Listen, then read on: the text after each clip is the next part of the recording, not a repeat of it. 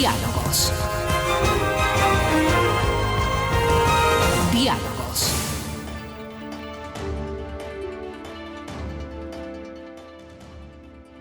Estamos ya iniciando diálogos. Están con nosotros el doctor Luis Verde Soto y el doctor Richard Salazar. El tema propuesto es del CNE, las reformas al Código de la Democracia propuestas por Luis y una necesidad nacional, por lo que ha recibido, digamos, una cantidad de observaciones, de propuestas y necesidades, digamos, ¿no es cierto?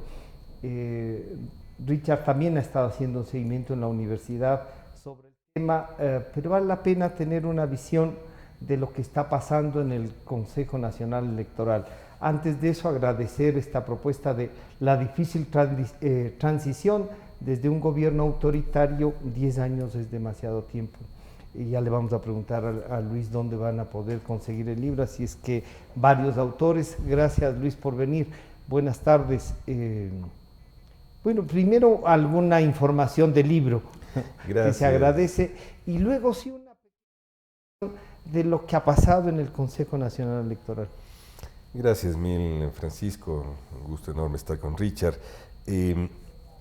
Bueno, este libro es producto de un año de mesas de concertación invitadas por la Plataforma para la Defensa de la Democracia y los Derechos Humanos, un proyecto que se ejecutó en Quito, Guayaquil, Cuenca y Manabí, en Manta, y la idea fue siempre convocar a diversos grupos especializados en 3 temas básicos: el tema de la corrupción, a producto de ello salió un anterior libro hecho por Gloria Ardaya.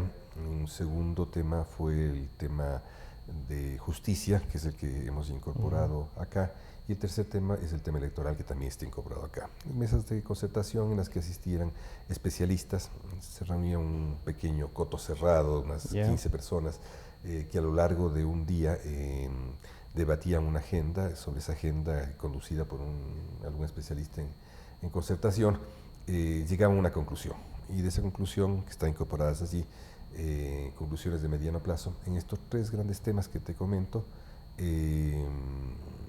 Yo diría, y tenía un efecto multiplicador. El efecto fue de que en algunos casos permaneció un grupo de trabajo, al margen ya del proyecto.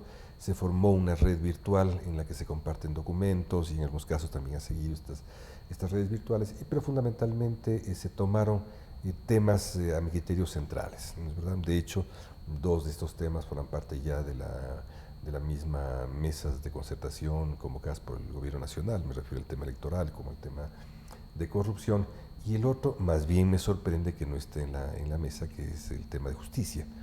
Curiosamente, el Acuerdo Nacional no trabajó el tema de justicia, ¿no es verdad? No introdujo como parte de la agenda. Nosotros lo hicimos con pertinencia. Siempre se invitó a una persona que hiciera de consultor, especialista en el tema, y a partir de ese documento se elaboró la discusión.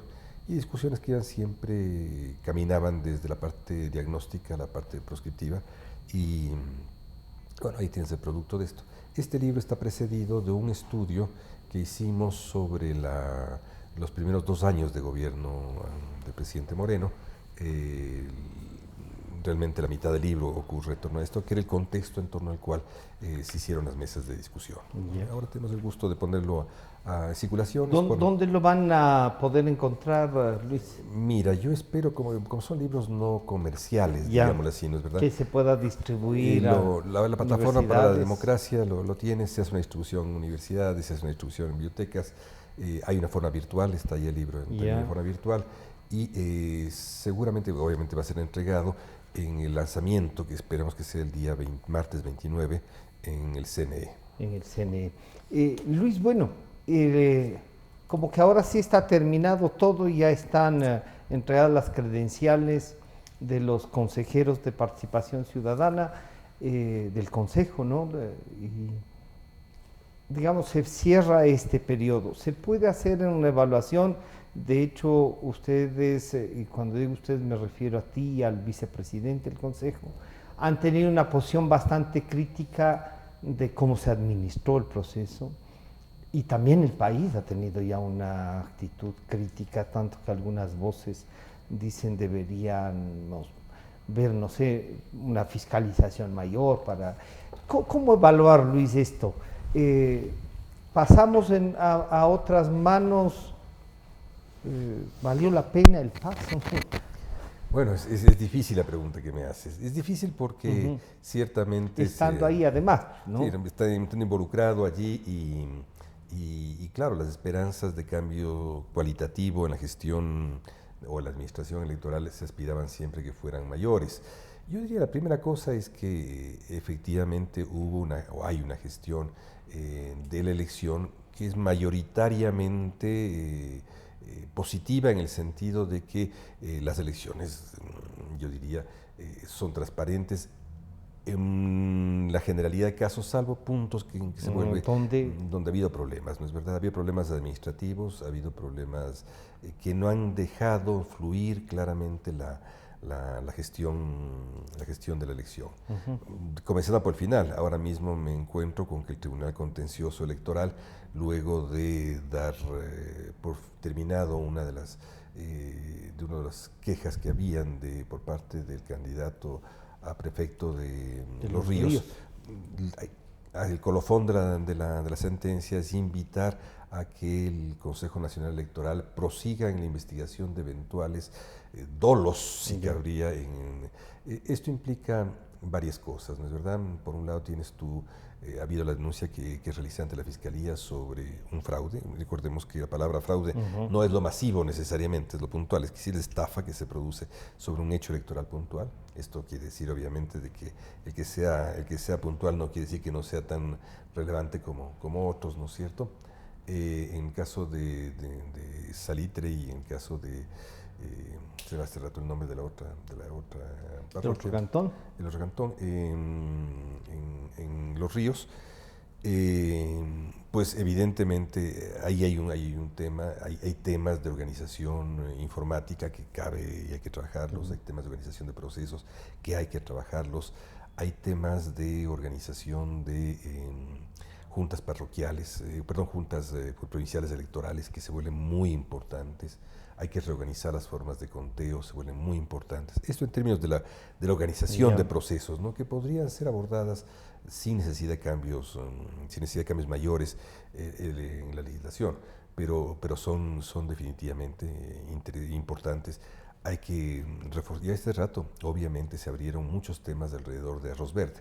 Arroz verde y sobre todo la última entrega nos obliga a que en el cortísimo plazo para la rendición de cuentas de las miles, porque son miles de rendiciones de cuentas que tienen que hacer. Se recuerda que son 283 partidos, muchos de los cuales tuvieron candidaturas de muchas dignidades y se hace una rendición de cuenta por cada una de ellas. Entonces, y que implica muchísimo a las provincias, hay que proceder a la revisión tanto de normas, de protocolos. Digo revisión en el sentido no de generar inseguridad jurídica, sino en el sentido de mejorar la calidad de la... Es una especie de evaluación para encontrar una respuesta en el tiempo que viene. Sí, porque tú no puedes seguir cometiendo... Sí, de hecho los partidos organizaron... Y en Los Ríos al fin y al cabo se ratificaron las votaciones en principio, ¿no? Sí, pese a que te piden que investiguen si ha habido algo más. Bueno, efectivamente, en el caso de Los Ríos, Mocache se llama la localidad en la cual me olvidaba hace un minuto, pese a que en Mocache, efectivamente, de la investigación que hicimos como Consejo Electoral, además de la que yo presenté en la Fiscalía, se ratificó que hubo un intento doloso o un dolo. ¿De soborno? No, hubo un dolo, aparentemente apagaron las luces de las cámaras donde se mira las bodegas de votos, y luego pues hubo quien acuciosamente pidió que se revisen las actas y aparecieron otras actas con otros perfiles. Entonces... ¿Y eso que asomó como una nota de que quisieron comprar a un juez del contencioso? No, yo no he recibido el tema. Bueno, esto fue el contencioso electoral, justamente fue con Ángel Torres. Pues yo creo que yo hablé con Ángel en algún momento de hasta dónde había llegado, pero parece que esto se limitó hasta ahí. Ángel prometió que lo iba a poner en manos de la Fiscalía, supongo que lo hará en algún momento de estos. Ellos están desbordados de trabajo. pero no ha habido, que yo sepa, sobre ese tema otra progresión. Cuando se habla del contencioso, antes de ir donde Richard, y del Consejo Nacional Electoral, la gente no termina de identificar dos cosas, ¿no? O sea, que son casi dos instituciones distintas, ¿no es cierto? Somos dos instituciones. Tratan el mismo tema, digamos, pero de distinta forma. También esas demoras en el contencioso se los carga el CNE. Claro, la imagen es que inicialmente en el país había una función electoral que estaba compuesta solamente por el Consejo Nacional Electoral, que concentraba las funciones administrativas y judiciales electorales. En todo país hay siempre necesidad de tener un ámbito de justicia electoral específica. Había dentro del Consejo Nacional Electoral una comisión electoral específica, una comisión judicial específica, que es la que procesaba esto. Con la generación de la función electoral en el año 2008. No, en 2098, y luego en el 2008 se ratificó, ¿no es cierto?, el modelo que prevé la separación entre lo administrativo y lo judicial, que es muy común en varios países. Creo que es un buen criterio cuando no se burocratiza, digamos, cuando es eficiente, ¿no es verdad? Y en ese modelo de separación de los dos, el tema que siempre hay es cuál es la línea demarcatoria de competencias entre lo judicial y lo administrativo. En esa línea, en esa posibilidad que hice, en la última Constitución se profundizó esta separación en dos instituciones, y de hecho son instituciones que tienen, yo diría, son equipotentes, y cada una es potente igualmente en su área. En lo administrativo es definitivo lo que resuelve el Consejo Nacional. Resuelve el Consejo, y en lo judicial electoral es definitivo lo que resuelve el contencioso, siendo que entre los dos hay un conjunto de interacciones que todavía hay que afinar, pero yo creo que básicamente están en lo definitivo. Hay temas que son exclusivamente del contencioso, que son temas electorales. Hay un tema por una parte siempre delicada, que es aquello que se resuelve en sede administrativa, pero que tiene connotaciones judiciales. Claro. Y de hecho aquello que, digamos, lo que más principio de esto tiene son la agenda temática de la Junta Provincial Electoral. Y desde mi criterio, en las reformas hay que tender a que la Junta Provincial se dedique exclusivamente a temas jurídicos y dentro del Tribunal Contencioso. El Consejo Nacional Electoral debe desprenderse de esto, porque hay un problema político administrativo serio, que es que la Junta Provincial Electoral no representa a nadie, no es representativa, no debe ni bajo ningún concepto está ahí para administrar el proceso. Está para administrar la parte final, el inicio de la parte jurídica. Y la administración electoral le corresponde al delegado electoral, que es de quien maneja la oficina electoral, la oficina desconcentrada del Consejo Nacional. Ese es un poco un punto que hay que terminar. Claro. Y estos miembros de la Junta Provincial Electoral, que recordad siempre fueron personajes prominentes de las provincias. Además, los partidos también se esmeraban en proponer gente. Nombres, esos deben volver a ser. Es decir, volver a ser gente prominente. Que garantice desde con la presencia suya, ¿no? Porque además son los encargados del reconteo electoral. En términos administrativos eran encantados. El momento en que vayan a ser solamente jueces ya no podrán serlo, ¿no? Pero en este momento son los encargados del reconteo. Entonces es muy importante que vuelvan a tener la prestancia que tenían antes. Richard, bueno, aquí están las cartas, digamos. Ustedes en la semana anterior, según nos comentaba, habían discutido también algo ya en la Universidad Andina. Bueno, una primera evaluación viendo desde la cátedra y desde la ciudadanía lo actuado. Le decía Luis, hay una sensación de que no solo que no cambió, sino que hay un conflicto en el Consejo Nacional Electoral, dos consejeros realmente haciendo unos planteamientos y los otros tres calculando políticamente qué pueden hacer. Una pequeña evaluación de eso también. Bienvenido, Richard. Bien, buenas tardes, Francisco. Muy satisfactorio estar aquí y compartir panel con Luis Verde Soto. Pues bien, claro, nosotros como ciudadanos en general teníamos y seguimos teniendo una altísima expectativa del nuevo Consejo Nacional Electoral. Porque ya que empezamos hablando de transición de un largo periodo que fueron 10 años de correísmo, en donde se configuraron 5 funciones que son 12, del Estado. Pero bueno, 10 años de correísmo más morenismo. 2 de Alianza País igual. Son gobiernos de Alianza País, eso es innegable. Sin embargo, las expectativas de esta nueva conformación del Consejo Nacional Electoral vía concurso ya con un consejo transitorio de participación ciudadana, para la ciudadanía era realmente una muy buena noticia. Es por ello que yo insisto, las expectativas siguen siendo altas.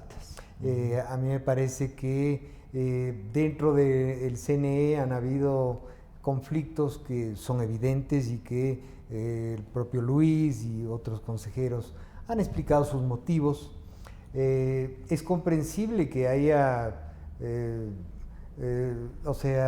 desacuerdos, que haya diálogos, pero a mí me parece que conforme pasa el tiempo yo creo que eso se debería seguir ventilando más bien al interior, porque da la impresión al exterior que más que una discusión plural de opiniones diversas, que es natural que exista, hay una confrontación, es algo democrático que existe esa discusión. Más que eso se ve una confrontación, lo cual evidentemente, más allá de que cada cual tenga sus motivos y que abrigamos nosotros varias de esas cuestiones que se han ventilado y que Luis las ha hecho conocer, lo mismo el consejero Pita, y las discusiones que se han generado ahí, pero no es muy sano para la democracia que la función que prevé la democracia esté en una pugna interna, por lo cual... Pero cuando, por ejemplo, el consejero Cabrera, ¿no?, el ingeniero Cabrera, dice en la posesión o en la entrega de credenciales a los consejeros de participación ciudadana electos, quisieron que no les reconozcamos y que les eliminemos o les, ¿cómo es la palabra que usó? Que les descalifiquemos. Quisieron, y claro, no dice quiénes han querido. Deja entonces una sombra de duda mientras se busca tecnificar, mientras se busca quisieron que nosotros y nosotros les defendimos en definitiva. Claro, a mí me parece que ahí hay una gran imprudencia de parte del consejero Cabrera. Lo digo con toda transparencia, porque a mí me parece que ese tipo de cosas hacen muy mal a la democracia nuevamente, porque ¿a quién se refiere? ¿Se refiere a otros miembros del CNE? Exacto, sí. ¿Se refiere al Consejo de Participación Transitorio? ¿Se refiere al Ejecutivo? ¿Se refiere al grupo de ciudadanos que se han propuesto recoger firmas para eliminar el Consejo de Participación Ciudadana? Tesis con la cual yo comparto y que si es el caso yo daré todo mi contingente para hacer ese apoyo. Eso deja una tela de duda muy, muy grande y que me parece que además, siendo una figura pública, un consejero del Consejo Nacional Electoral, resulta bastante imprudente. Por lo cual, yo creo que ese tipo de cosas habría que superarlas, porque nos da la impresión de que se seguiría con una agenda que tiene más que nada consignas. Y a mí me parece que los consejeros del Consejo Electoral, más allá de que es natural que tengan una perspectiva política, una posición ante la sociedad, ante la política, etcétera, como era antiguamente, efectivamente, yo creo que deberían volver a ser tribunal, además, no una función del Estado, pero eso deja un muy mal sabor. Hay cosas como que doña Diana Tamaimba participe en una pampamesa, se pone con un candidato, llega acá, se pone la camiseta de otra consejera. ¿Esos símbolos qué? ¿Es adhesión, respaldo? ¿Cómo los entendemos? Bueno, desde afuera lo que se ve es más que nada como algo... así? A ver, yo no quisiera que se malinterprete el término, pero algo un poco folclórico. Yo quisiera que las cuestiones se manejen, y digo folclórico, aclaro, no en el sentido de que lo indígena es folclórico. No es un tema étnico. No es un tema étnico, sino una cuestión como que se va asumiendo posturas de acuerdo a circunstancias concretas, que me parece que los consejeros del Consejo Electoral deberían manejar eso mucho más técnicamente, profesionalmente, como corresponde a la magistratura, el consejero que están ejerciendo. Luis, a veces uno dice cómo le le preguntamos a Luis Verde Soto si nosotros mismos fuimos unos de los que le metimos en este libro. La plataforma, todo el mundo, es que Luis ha estudiado tanto el tema, ha hecho el seguimiento de tantas nos ha enseñado a muchos a llevar este tema, a discutir sobre eso. ¿Valió la pena este riesgo que muchas organizaciones sociales te llevamos a cometer? Gracias, Francisco, por recordarme la historia inmediata y por hacérmela sufrir. Yo creo que te voy a responder desde algo que estoy sosteniendo para una carta que tengo pendiente a mi nieto, en la que le digo que yo no estoy en desacuerdo y sostengo todas las posiciones políticas de mi vida, pero que tengo una altísima frustración por los productos políticos que he contribuido a hacer sí. No tengo, creo que es una decisión política la de ingresar al competir. Primero, tal vez debía haber entendido el mensaje en los 4 intentos de descalificación que hubo de mi candidatura. Que no querían tener. Yo creo que debía haber entendido el mensaje de lo que se venía, de a dónde me estaba introduciendo, ¿no es verdad? Tampoco quise entender el mensaje del presidente del Consejo de Participación Transitorio. Creo que ahora Gustavo Vega hace una entrevista en la revista Diners que revela de qué se trataba, de dónde estaba, de qué institución se trataba. He visto entrevistas de él. Tampoco quise leer. Muchas veces uno no quiere entender los decires de otro y los comentarios de otro. Mira, yo creo que, vamos, esto es parte de lo que somos. ¿No es cierto? Ecuatorianos somos y sobre estas yuntas manejamos, nos tenemos otra, ¿no es cierto? Y una decisión de que yo quería entrar a esto y debo asumirlo hasta que las fuerzas den. ¿Qué implica? Yo no es mi primera experiencia práctica, he tenido otras experiencias prácticas en Ecuador y América Latina de ejercicio administrativo y político, pero esta es de las más duras que he tenido, en el sentido de la pequeñez administrativa, en el sentido de la interlocución en la generación de política. Es muy difícil generar una política electoral en el Ecuador. ¿Estaba demasiado montado todo?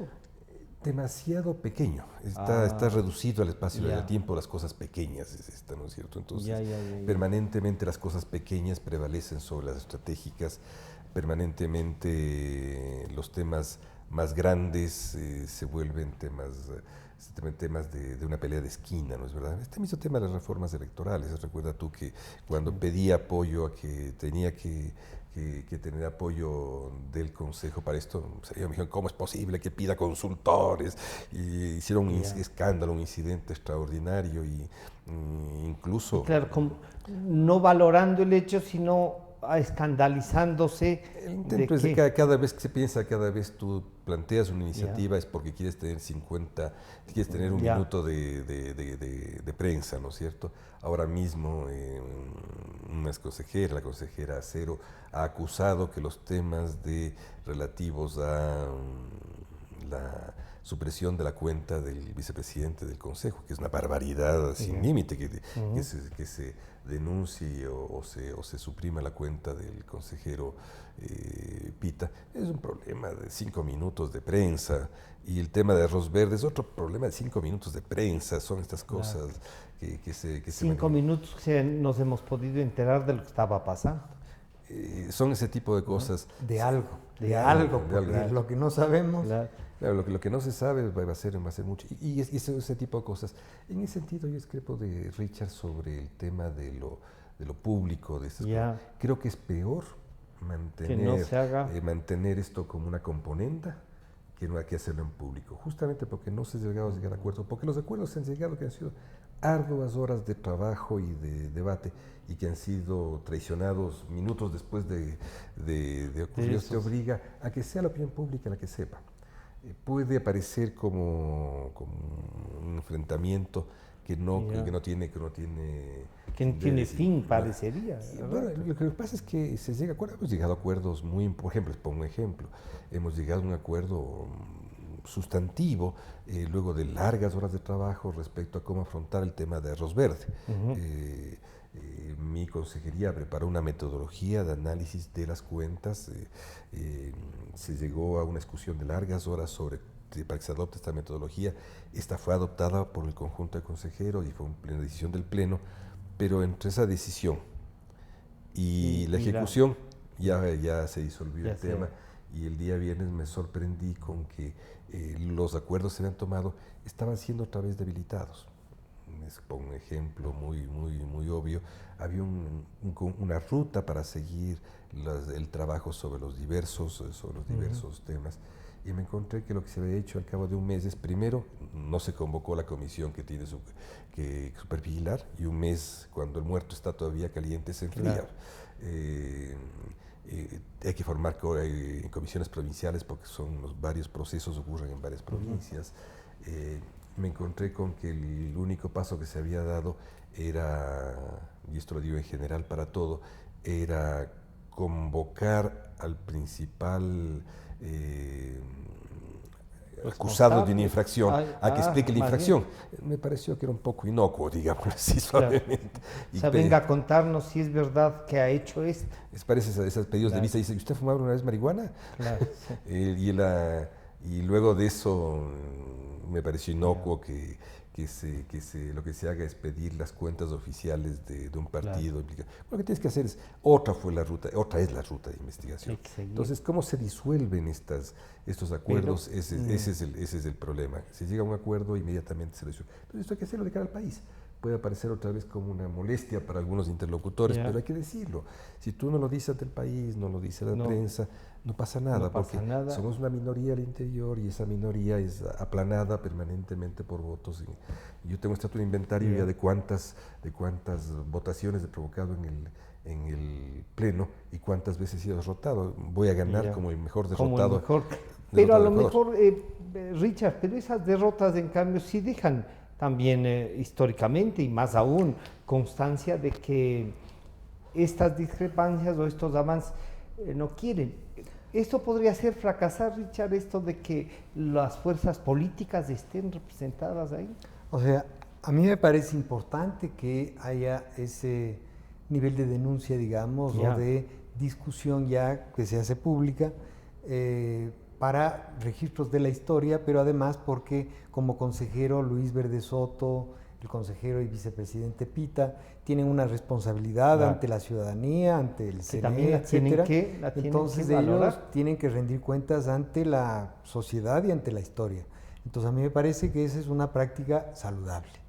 Sin embargo, como ciudadano, ¿cómo hacer un esfuerzo para que se culminen los acuerdos? Es lamentable que tengamos que continuar en esta transición con ese tipo de pugnas, que además Luis nos cuente que llegan a acuerdos y al siguiente día de hacer un acuerdo, a la siguiente hora de hacer un acuerdo, se sale a hacer exactamente lo contrario. Eso es muy grave. Eso es muy grave. O sea, alguien eso es penoso. Está tomándoles el pelo ahí. Eso es penoso. Y no tomándole el pelo solamente a un consejero o dos, sino al país. O sea, no puede ser que se lleguen a acuerdos, que un organismo colegiado discute ampliamente, llega a un acuerdo y luego se hace otra cosa. O sea, ¿de qué estamos hablando? O sea, que tienen una mayoría. Hay una mayoría, pero no solamente eso, sino que no se puede dialogar. O sea, ¿cómo dialogar con alguien? Vas a imponer lo que dicen uno 3 sobre 2, de buena fe, la gente dialoga, discute, pone sus puntos de vista, llegan a un acuerdo intermedio y al siguiente día la planadora se lleva todo. O sea, ¿para qué nos sentamos entonces a discutir? Entonces, eso es grave. Eso es grave, es penoso que como sociedad nosotros vivamos eso.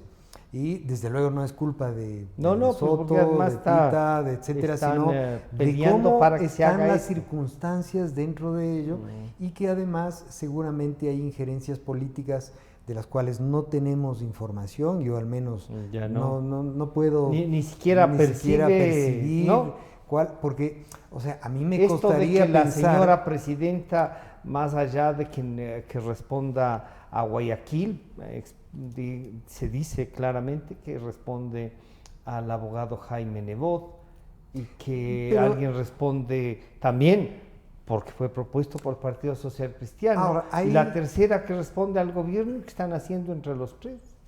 Es que ahí habría que hilar un poco más fino y además tomar con pinzas ese tipo de, digamos, de chismes, ¿qué es eso, no? un poco de, porque francamente a mí me parece muy difícil. No, pero en el caso del consejero Cabrera es propuesto por el Partido Social Cristiano. Pero por ejemplo, la presidenta Diana Tamain, ella proviene de movimientos sociales de Pachacutic y cercana también al antiguo Partido Socialista. No fue propuesta por Pachacutic. Ella concursó como parte de organizaciones sociales. Sí. Sin embargo, me cuesta un poco pensar, a pesar de que no es imposible, que esté con una agenda social cristiana. Pero como digo, nos falta información. Lo cierto es que si tenemos un CNE que llega a acuerdos y una hora después se hace exactamente lo contrario, es muy grave para la democracia. Y a mí me parece que en ese juego, más allá de juzgarlo o analizarlo desde una perspectiva ética o no, más allá de todo eso, lo que sucede es que las reformas que hay que hacer, los temas que hay que trabajar, no se trabajan. A mí me parece que una tarea fundamental y que el consejero Verde Soto ha hecho una propuesta es una reforma al Código de la Democracia. Y en eso yo he insistido en este mismo programa y en otros espacios muchas veces, porque ese Código de la Democracia es hecho a la medida del expresidente Correa para armar una aplanadora y tener una mayoría aplastante en la Asamblea. Desde cómo la división, además de circunscripciones territoriales para a partir de eso votar y designar, es terrible. Que haya el método de Hunt para el caso de asambleístas provinciales es absolutamente ridículo. No es democrático. No es democrático, porque además, ojo, ¿de qué estamos hablando aquí? Una ley electoral, una asignación de escaños, se supone que trata de traducir lo que quiere el ciudadano para que tenga representantes que llevan sus necesidades, sus aspiraciones, sus problemas a la asamblea para que se discute y se hagan leyes. Pero si tenemos un sistema tramposo, porque a mí me parece que el método de Hunt es directamente tramposo, más aún en las provincias con circunscripciones que dividieron, es ahí doblemente tramposo para que funcione así, pues sacar con aplanadora y con el 50 y pico de votos llevarse el 100% de asambleístas de cada provincia. Obviamente no existe una verdadera representatividad de la ciudadanía, lo cual nos llevará obviamente a lo que ya vivimos con la aplanadora de la época de Correa de 100 más 8, de 137, en donde la gente ya no pasaba nada si no obedecía. O sea, yo decía, debe ser muy cómodo ser asambleísta de Alianza País en esa época, porque bastaba alzar la mano, decir sí, no, porque todas las iniciativas ya venían del Ejecutivo. Entonces, eso es sumamente grave, es sumamente antidemocrático, sumamente antidemocrático, y me parece que ese tipo de cosas hay que trabajarlas antes de las elecciones de 2021. Luis, y entonces entremos a lo de la reforma, cómo ha avanzado. ¿Crees que el Consejo como tal podrá presentar, o si no, una iniciativa tuya, que ha sido el realmente que ha iniciado el tema? Pero ¿y estas percepciones, o como dice Richard, esto que nos han contado así muy despacito, está pesando en el Consejo? ¿Crees que sí hay un cálculo a futuro? A ver, yo creo que en el tema de reformas lo que se quedó que ocurra, espero que todavía esté vigente, es de que cada uno de los consejeros presentáramos un bloque de reformas y se federaran, se agruparan, no necesariamente se cruzaran, Porque hay posiciones, y lo han dicho ellos realmente, de que no estaban de acuerdo con algunas de mis propuestas, y que, lo cual me parece muy sano, muy bien, ¿no es cierto? Lo que no he conocido es por qué, ni en cuáles, ni cuáles son las alternativas. Eso no he conocido solamente el dicho de que no están de acuerdo con algunas de las propuestas. Y las veces que yo he convocado, pese al boicot que hubo, he convocado a los asesores de los consejeros a que se sienten a trabajar con mis asesores y mi equipo. Yo formé varios equipos al margen del boicot que se produjo, manifestaron que no tenían interés. Perfectamente, al no tener interés, no participaron de la elaboración de esas reformas. Una vez terminadas, tampoco cabía que quienes no participaron las suscriban. En este caso, Pita participó y seguramente las va a suscribir. Y lo que se acordó fue que tengan una federación, ya no se compilen estas reformas y esto se envíe al Consejo Nacional Electoral. Esto debe ocurrir en pocas horas, no ocurrió. No se ha convocado porque lo aprendí es de que cada quien ponga el producto de su trabajo sobre la mesa y consiguientemente se pueda compilar. Me anunciaron que estaría alguna vez, pero eso pasado ya 2 semanas y no se ha producido. Por lo pronto yo sigo conversando con todos. Yo me he dado la vuelta por el país entero, estoy conversando con los legisladores, estoy conversando con miembros del gobierno, estoy conversando con todos los actores de opinión que tengan que ver con las reformas, y más aún de que esto se nos volvió imperioso en el tiempo por el tema de Arroz Verde. Arroz Verde generó una cantidad más que nada, evidenció agujeros en la parte de financiamiento y es importantísimo. Pero Luis, ahí me decían una cosa, o sea, si vamos, por ejemplo, en la primera campaña del expresidente Correa, había como algo de 2 millones y pico de justificación de cómo habían gastado. Y el hermano, sin más ni más, dijo 2 millones, si solo yo recogí 3, y eso no estaba en la contabilidad. ¿Cómo hacer una revisión? ¿Cómo legislar? A ver, sin poner, y perdóname esta cosa, sin poner esta sombra oscura como de sinvergüencería, de buscar también alguna ayuda y financiamiento para la actividad política. A ver, el financiamiento de la política tiene 2 grandes orígenes, ¿no es cierto? El público y el privado. Tú puedes excluir enteramente el público y hacer exclusivamente privado. En Ecuador hay una forma mixta de público y privado. Y este financiamiento tiene que ver con, yo diría, varias áreas, ¿no es verdad?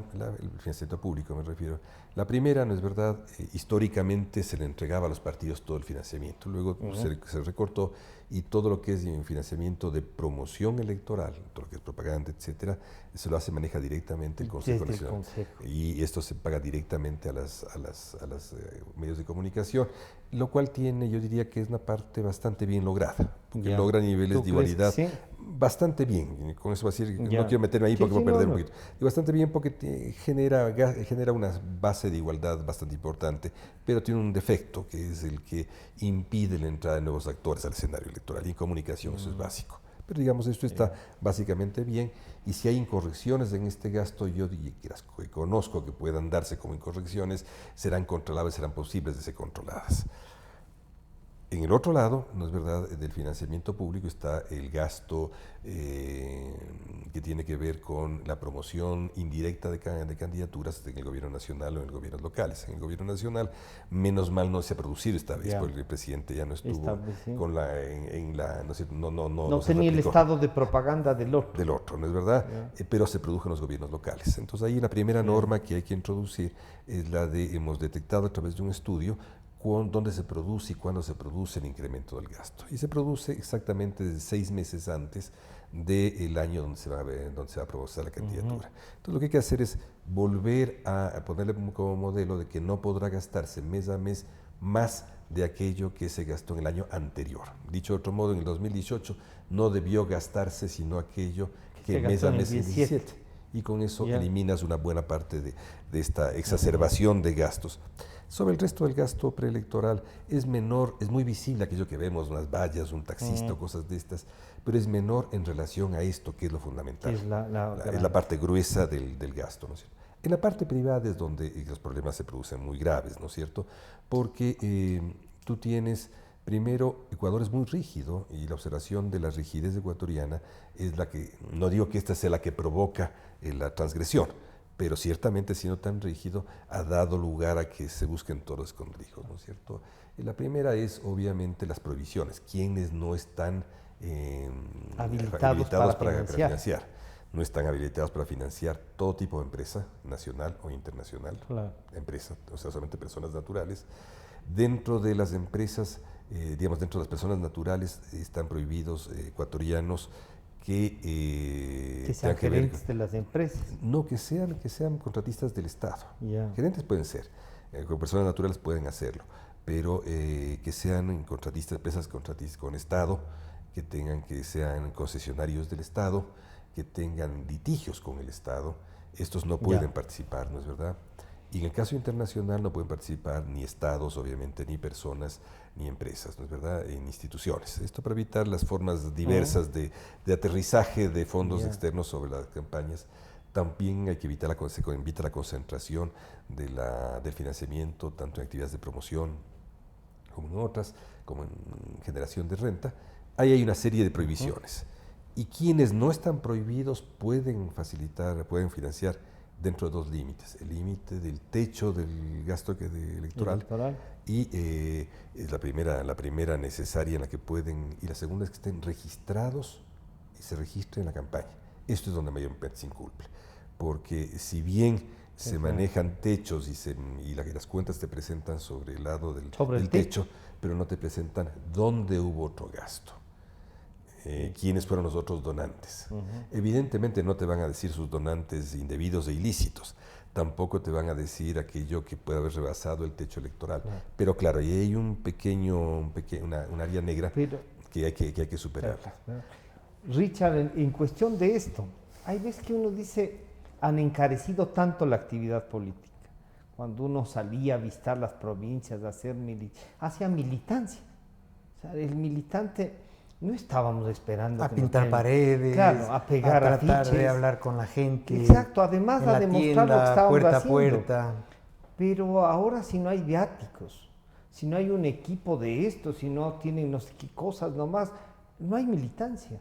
Y claro, y encima de eso, un montón de gente que podría aportar. Yo recuerdo creo que fue Patricio Elwin, un expresidente de Chile, diciéndoles a los empresarios, quieren partidos políticos formados, que tengan líderes, ayúdenles, financieles. Claro, a ver, el tema del financiamiento es un tema muy polémico. Es un tema que necesita control, eso es evidente. En la propuesta de Luis Verde Soto, que yo la he revisado completamente, existe ahí una cápita importante del control del gasto electoral. Eso yo creo que hay que discutirlo, perfeccionarlo, ver las mejores maneras de que se pueda controlar el financiamiento electoral.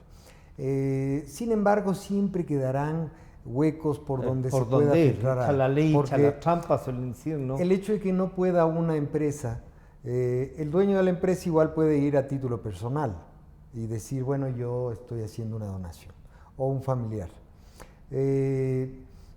Puede una empresa dedicarse a hacer las camisetas, por ejemplo. Camisetas y miles de camisetas que se regalan, pero que no fue declarado. No ingresan en ninguna parte. Y nunca se podrá contar el número de camisetas que existe de cada partido, de cada candidato. Entonces, hay muchos huecos ahí por donde se pueden filtrar financiamientos inapropiados, incluso diga lo que diga la ley, haciendo la reforma, que desde luego hay que hacerla. Desde luego hay que discutir y hay que hacerla. Ese es un tema. El otro tema que tú tocabas sobre la militancia, yo creo que ahí hay varias aristas. O sea, primero, la militancia de los años 70, 80, incluso 90, es una quimera pensar que los jóvenes y la gente de hoy va a tener una militancia y que va a llegar a hablar sobre la política y a discutir una perspectiva filosófica, ideológica, y incluso a proponer una cuestión muy dogmática, si se quiere, y a defenderla con ideología.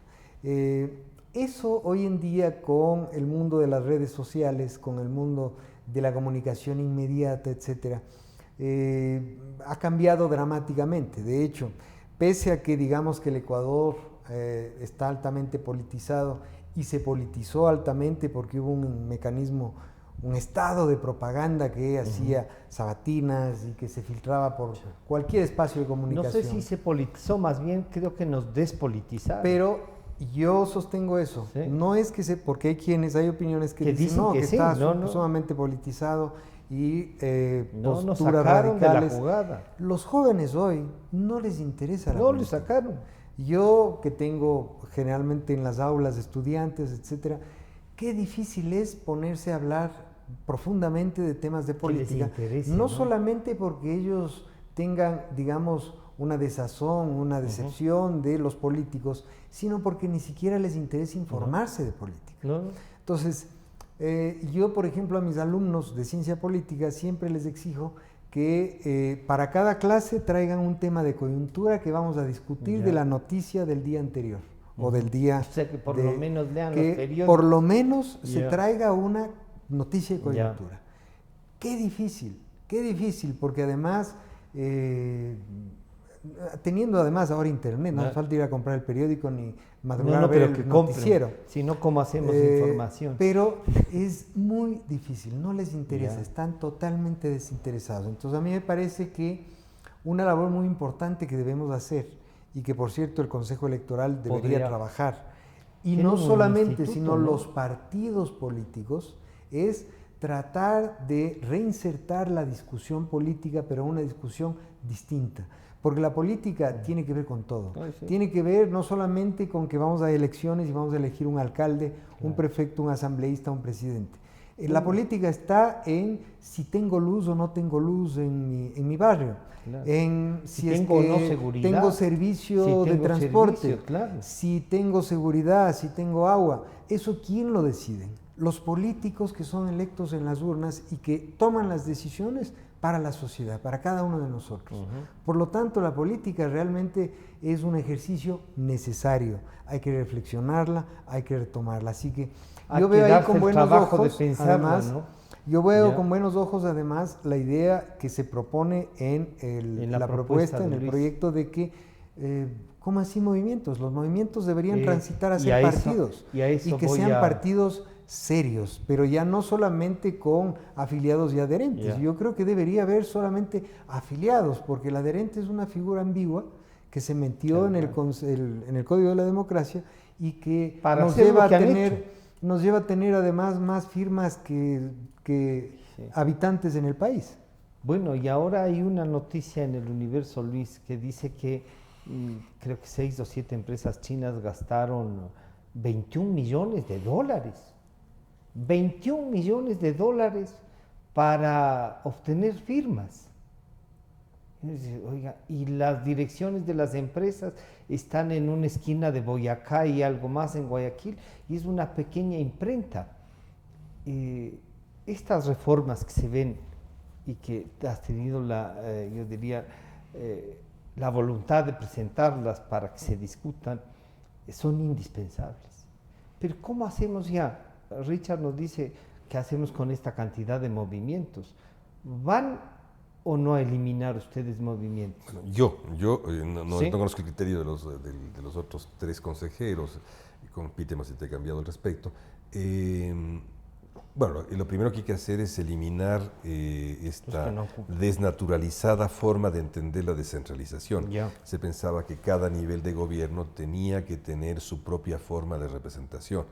Y consiguientemente Ecuador, que es un país muy prolífico en sus niveles de gobierno, terminaba teniendo representación a nivel parroquial, a nivel cantonal, etcétera. No me refiero a tener autoridades, sino me refiero a tener partidos y movimientos que los puedan actuar solo en esa circunstancia. Por eso es que hemos llegado a tener 283 partidos, lo cual es inusitado, por decirlo suavemente, por no decir esquizofrénico en cualquier sistema político en el mundo. La reforma lo primero que hace es eliminar la representación originada en partidos cantonales y partidos parroquiales, con lo cual se eliminarían alrededor de 200 partidos. Hay que ver un periodo. Pero de todas maneras, si le dejas al provincial. Yo creo que debe haber partidos, pero puede haber partidos. Porque eso sí, en cambio, sí, si piensas tú en descentralizaciones o procesos de administración territorial Pero no como el español. destruyes lo nacional. No, porque si le estás digamos, primero si concibes a los movimientos como un tránsito a partidos políticos, sea provincial o nacional. Lo provincial tiene una expresión de identidad, que un país que tiene el nivel de descentralización que tiene Ecuador aspira a tener, que son de cierta autonomía provincial, cabe tener una representación, pero siempre limitada. Entonces la primera forma es eliminar esto, ¿no? Estos 200. Ahí ya de 200 es... Ya por lo menos caen 200. Sí, claro. Y del resto que te hay un periodo en el cual podamos movilizar todas las barreras de entrada y de salida. Barreras de entrada en la legislación y en la técnica electoral son los requisitos para cualquier organización que quiere presentarse legalmente ante el escenario público, y de salida aquello que te permite seguir siendo parte del escenario público, ¿no es verdad? Entonces, las barreras de entrada ecuatorianas han sido básicamente las firmas. Todos sabemos lo que ocurre con las firmas. Consiguientemente, y además la imposibilidad que existe de hacer un control riguroso de firmas. Una vez que se ha producido el ilícito en la producción, el problema es que el control se te vuelve tanto más difícil y sobre todo no lleva a resultados objetivos, resultados positivos. Yo considero, y es de hecho una propuesta que yo sé que es polémica, sé que es difícil, que es retomada de algunos países, que es la de, perfecto, no te pido que pongas firmas ni un número de militantes, no te pido nada de eso. Pero si quieres meterte a ciclista, pedalea. Si tú quieres tener candidatos, tienes que cumplir los mínimos que plantea el país sobre mantenimiento y representación política, y si no lo logra, paga aquello que has costado al país. ¿Qué le has costado al país? Le costaste esto a la nación, tanto, y no solamente el Consejo Electoral. Mi sueldo es parte de eso, ¿no es cierto? En la cantidad de elementos, son todo. Paga. Tú tienes entonces, estos serán gastos de reposición electoral, etcétera, etcétera, etcétera. Esto cuesta al país tener un candidato fracasado en las urnas. Usted quiere correr el riesgo, córralo. Pierde, no llega al 4%, no logra el número suficiente de concejales, no logra el número suficiente esos requisitos tú los sigues manteniendo. Sí, los requisitos yo creo que mantenerlos son requisitos normales, básicos, ¿no es cierto? Y en los requisitos de salida yo pensaría, hay que discutirlo, pero yo pienso que es mejor eliminar las dos llamadas la atención. Es decir, a la primera que no pudiste, te quedas. Es un poco como la clasificación en el fútbol. Si no pasaste, te quedas... si no pasaste la ronda, no hay repechaje. A la casa. No hay repechaje, te vas a la casa y simplemente... eliminar las llamadas de atención o la tarjeta roja, entre comillas. Simplemente el día en el cual no estás, te vas a la casa. Esto suena muy duro, pero es necesario. Esto además tiene consonancia con otras reformas. Y está previsto que te demanden y que una Corte Constitucional diga, vean, si no han participado en elecciones, esta no puede constar como otra, y entonces reconózcala nomás. No, ha habido situaciones evidentemente difíciles respecto a la participación, pero ahora que estamos normalizando, ya no existe la posibilidad de que un partido decida no participar en una elección y esperarse para la siguiente. Exacto, digamos. Me voy a tomar un tiempito y ya vuelvo. Voy a volver. La otra posibilidad, ¿no es cierto?, que debe hacerse es estimularse, haber estímulos políticos y financieros para las fusiones y para las alianzas. Ese es otro elemento que podemos en las reformas. Y ese podría ser... Ayuda a que...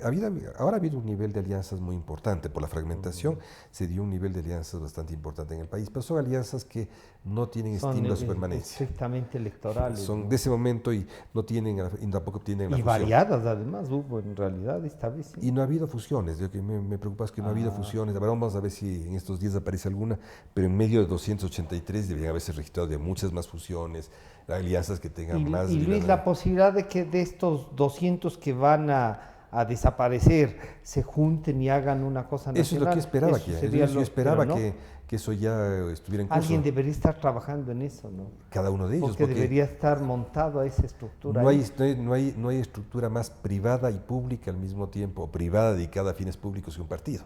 Claro. Porque es privado en el sentido de voluntario, individual, de agregar un colectivo a partir de voluntades, y más público, porque no trabaja sobre fondos públicos y el tema estatal. Richard, ahí hay un reto y yo diría, el Consejo tiene un instituto de la democracia que se supone que es para facilitar la capacitación, para hacer algunas cosas. No sé si ahora esté haciendo algo así. De los años anteriores parece que ayudaba a una militancia para organizar. ¿Cómo logramos que la propuesta de Luis nos lleve a tener partidos políticos de buena calidad, realmente representativos, en donde debatamos al interior y tomamos una posición nacional? Claro. Bueno, yo creo que eso no es únicamente una cuestión de la propuesta de Luis. Yo creo que ahí hay un factor cultural muy importante en la forma de ser, la idiosincrasia en Ecuador, en donde además la confianza no es que sea un rasgo, digamos, de los que más afloran dentro de la sociedad ecuatoriana. Más bien existe mucha desconfianza. Yo creo que eso con el tiempo ha ido desmejorando en vez de ir mejorando. Entonces hay que trabajar en muchos aspectos. Hay que trabajar desde luego en la función electoral. Desde luego hay que hacer una reforma profunda al Código de la Democracia antes de 2021. Pero a nivel de educación hay que trabajar con los niños, con los jóvenes. Hay que trabajar... Es la idea de la democracia. De la democracia, del equilibrio entre los poderes, de lo ético, es algo fundamental, ¿no? Porque antes bastaba con que alguien dé la palabra. Y ahora uno ni siquiera en una reunión social se tiene el acuerdo por palabra. Uno llama a un orantes a confirmar si es que sí va a haber mismo la reunión. Entonces, es realmente complicado.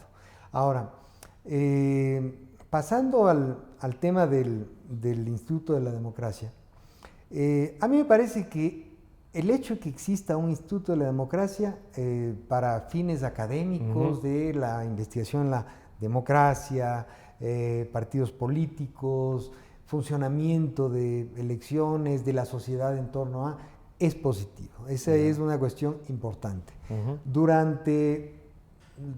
Desde 2008 hasta esta nueva generación del Consejo Electoral, eso efectivamente fue un fortín, digamos, incluso para proselitismo, en donde había capacitaciones que no se sabe qué mismo iban a capacitar, si es que iban a hablar de política electoral de un partido o del análisis de la democracia.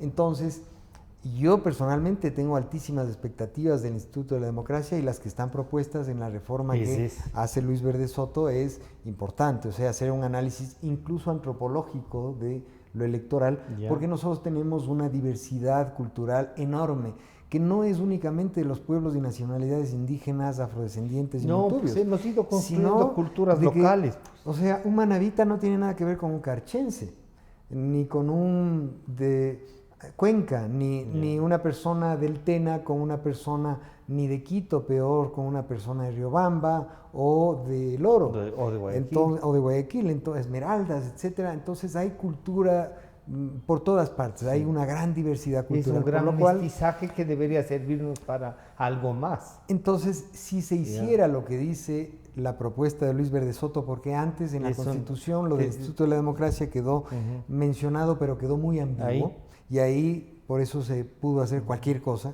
Si se hiciera eso, sería ideal, pero con una condición, que sea independiente. ¿Pero por qué esa condición, Richard? Porque si es académico. ¿De qué? Porque si es un ente académico, evidentemente va a tener... Que tenga las versiones que el país tenga. Exactamente. Que tenga los lineamientos del CNE, ese no es un problema. Pero en una investigación que salga lo que salga. Pero es que a veces, a veces lo académico es decir que no se politiza. Oigan, pero por Dios, ayuden más bien a politizar, que sean independientes de... Yo prefiero un militante que cumpla la ley a uno al que le tengan que ordenar o pagar para que haga las cosas. No, es que no es en ese sentido. Yo digo independiente no en el sentido de que en la amplitud ninguna general de la actividad formación humana no es política, toda actividad humana es política porque todos tenemos intereses, necesidades, aspiraciones. Yo digo que no esté a la orden de un partido, al servicio de un partido, al servicio de un presidente, al servicio de que el partido gobernante necesita hacer una capacitación en todas las provincias y es la caja chica del Instituto de la Democracia. En ese sentido, porque obviamente todo académico tiene una perspectiva política. O sea, tiene una perspectiva y de ahí ustedes creo que estos pueden encontrar también... Les han anulado también esas perspectivas. Algunos, no todos. Yo creo que hay muchas excepciones, no pocas, pero muchísimas más de personas que lastimosamente... No, si no, no habríamos resistido. Uno como intelectual les admiraba, pero luego terminaron de funcionarios del correísmo y luego incluso defendiendo lo indefendible hasta este momento, ¿no? Luis, estas reformas, ¿cuáles deben ser el siguiente paso? Mira, un poco tú ya tienes la compilación de esto, la presentarás. Tienes muchos amigos legisladores que dirán, vea, si el Consejo no aprueba, ¿dónde le firmo? Mira, y si alguien puede conseguir las firmas, eres tú. Mira, yo creo que el tema es, en este rato es doble, ¿no es cierto? Primero hay que terminar esto que no termina, que es el proceso electoral, los cuestionamientos del sistema político al Consejo, hay que terminar este momento de primacía que tiene la función electoral sobre las otras funciones. Recuerda tú que está todavía vigente. Hay que terminar en el sentido de que eso permite una legislación tranquila, no interrumpida, inteligente, ¿no es cierto? La segunda, encontrar los aliados electorales. La vía a través de la cual va es más bien secundario, ¿no es cierto? Es importante que el Consejo tenga una propuesta institucional, pero esto tener el rótulo de propuesta constitucional no cambia los contenidos que se despliegan allí, ¿no es cierto? Lo importante es de que haya la suficiente interés en el conjunto de legisladores, que se entienda el mecanismo legislativo de este momento, que no es fácil porque estamos a 9 meses de que se termine el periodo de cambios electorales. Es muy importante que los partidos políticos definan sus prioridades. Yo le he dicho, hemos hecho varias reuniones, ya tenemos una claridad de cuáles son las prioridades en las cuales están, fundamentalmente son sistema político y financiamiento electoral, luego el tema de partidos, luego el tema de comunicación y luego los temas organizativos, me refiero al Consejo Nacional Electoral y Justicia Electoral. Esas son un poco las jerarquías que los partidos más o menos están planteando. Es obvio que el tema de financiamiento electoral se va a volver prioritario por sobre todo porque el país tiene un dado de tanta barbaridad que ha ocurrido en ese plano, que no es solo que es responsabilidad de todo un proceso, ¿no es cierto? Los pasos que daremos en lo inmediato cuento con el apoyo de varias organizaciones internacionales, instalaremos mesas de lobby en el Congreso, vamos a trabajar con mesas de lobby en Congreso, vamos a trabajar para terminar de afinar propuestas, todas las que se propongan, y con el Congreso vamos a tratar de juntos llegar al afinamiento técnico de las propuestas, y aquí lo obvio, cuando una propuesta se termina ya deja de ser de su autor, pasa a ser de la sociedad. Y eso es lo que se trata. Luis, ¿y este consejo sientes que puede llegar a tener la capacidad de renacer más allá de todo esto de lo que ha pasado? Algunos dicen la evaluación, oiga, tampoco es que ha ido mal, o sea, ha salido, se generó mayores libertades, ¿tiene la capacidad de relanzarse, Luis? Te lo voy a responder con ironía. Siempre es posible hacer lo peor. Richard, si siempre de hacer lo peor, quédese ahí, no nos ayude. Mejor que no, mejor. O no. Siempre es posible hacerlo peor, o no. Claro. Entonces también es posible hacerlo mejor. Así que yo francamente espero que eso vaya mejorando. Como decía Luis, es el tiempo cortísimo. O sea, para poder hacer reformas al Código de la Democracia, se pueden hacer, me parece que hasta marzo del 2020, o sea, un año antes de las elecciones. Una gestación entera. 9 meses. Exactamente. Ya. O sea, no hay que quedarnos. El tiempo es hay cortísimo. Entonces, lo que yo haría es, en primer lugar, un llamado al CNE, a sus consejeros, a todos, para que hagan una propuesta única y que se lleve con prioridades, porque hay que priorizar. O sea, no se va a poder dejar en este tiempo algo perfecto, pero sí con prioridades que no deben dejar de lado el tema del financiamiento, el tema del método de asignación de escaños, el tema de la organización administrativa del CNE, partidos políticos, transición de movimientos a partidos, esos son fundamentales. Pero luego haría un llamado clamoroso a los asambleístas, a los y las asambleístas, porque si no se llega a tener votos ahí, por más que se hagan grandes esfuerzos en el CNE y que se hagan acuerdos y se lleva una propuesta, pero si ellos solamente pensando en que ellos podrían reelegirse en su provincia o que pueden manejarlo, tienen una agenda con un partido, con un movimiento, con una persona, va a ser difícil tener los votos. Entonces, sin votos de la Asamblea, esto va a ser una quimera, por lo cual el trabajo es arduo.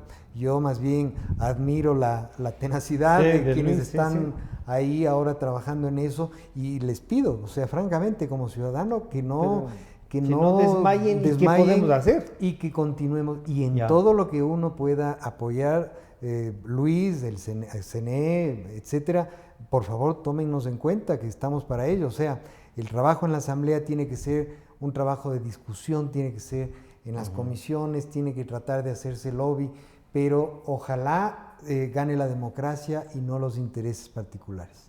¿Sientes que sí? ¿Siempre es posible? No, este es un gran amigo mío, que Joan Prats, mientras vivía. Yo recuerdo siempre que él haciéndose cargo de los problemas en las Cortes españolas, en el Parlamento español, él fue un actor en la transición española, siempre decía esta expresión, ¿no? Siempre es posible en política hacerlo peor. Y es cierto, sí. Es cierto. Yo creo que en este caso, creo que en el cúmulo de intereses y las capacidades puede permitir que hagamos algunas cosas, pero vamos. Y yo decía, incluso por la votación, cuando vi al actual alcalde de Quito ir a la sesión solemne a posicionarse con el perro, dije yo, siempre es posible. Hacerlo peor. Hacerlo peor. Gracias. Han estado con nosotros el doctor Luis Verdesoto y el doctor Richard Salazar. El tema, el CNE, las reformas, estarán nuevamente a disposición de ustedes a partir de las 3 de la tarde. Nos estamos encontrando el día miércoles. Presentan Diálogos con Francisco Rocha. Diálogos.